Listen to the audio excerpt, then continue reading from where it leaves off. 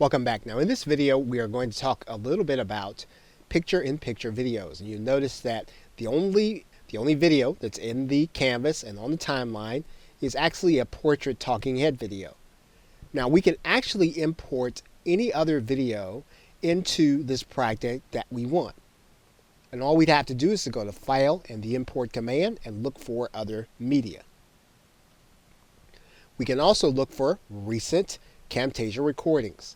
In this particular case, let's just pull one of the Camtasia recordings into the timeline. Okay, so now we have this recording. What we're going to do is we're going to go ahead and add it to the timeline at the playhead. Okay, so now we have a video and we have a talking head video.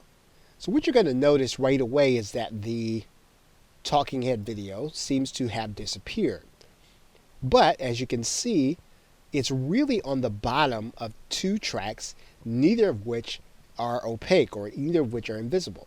So what we need to do is we need to move this track up and move the others down.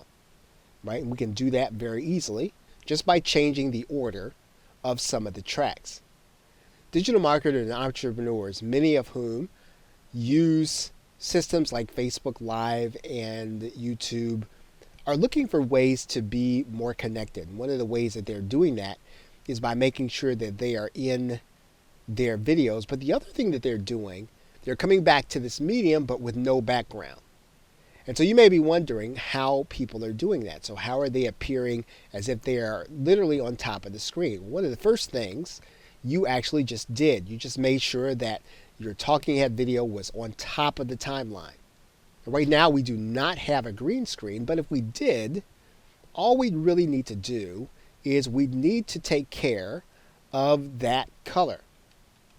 And so we could go to the visual effects, and then we can drag on top of the track. Now, of course, we don't really have a color, a specific color to really take out, but you would want to make sure that if you wanted to appear right outside of your background, that you just had a background that really contrasted with where you are, and that it was some color that could be easily removed inside of Camtasia. The process is very simple, and the most important part is to make sure that you have good lighting even before you get to Camtasia.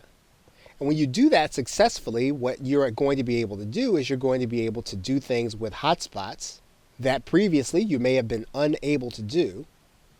And these are the two basic steps to being able to use Camtasia 9 in order to have your image cut out on top of your presentation. And all you really need to do is have a green screen video that's shot with green in the background.